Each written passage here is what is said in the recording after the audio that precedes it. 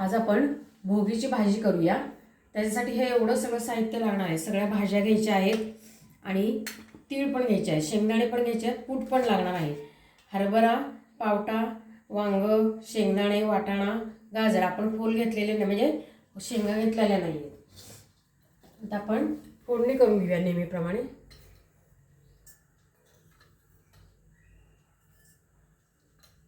फोडणी तडतडलेली आहे चांगली।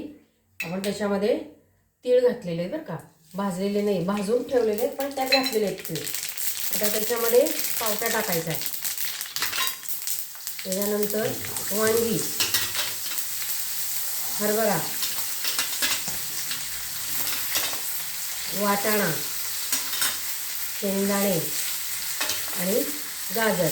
आता ह्याच्यामध्येच आपण तांबडं तिखट घालून घेणार आहे। तिखट जरासं जास्त घालायचं कारण गाजरामुळे गोड होतं थोडंसं ते।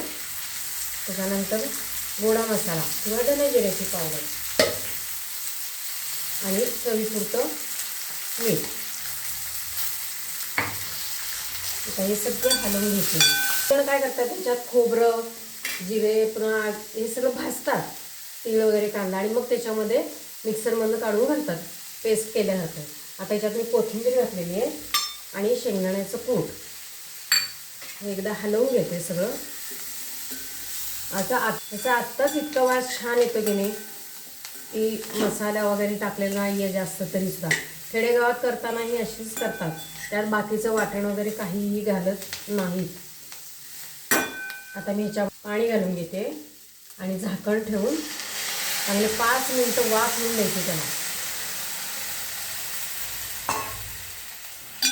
आणि झाकण ठेवते।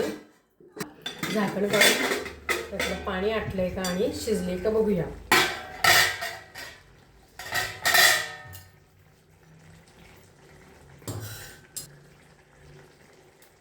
शिजलेली आहे भाजी। गॅस घालून टाकते। बघा किती छान झाली। त्यात थोडासा रस ठेवायचा कारण जेवस्तोपर्यंत त्यातला रस कमी होतो थोडा। बघा कशी मस्त दिसते, शेंगदाणे, पावटा आणि सगळंच दिसतंय त्याच्यामध्ये। मस्तपैकी खा आणि लाईक, शेअर, सबस्क्राईब करा।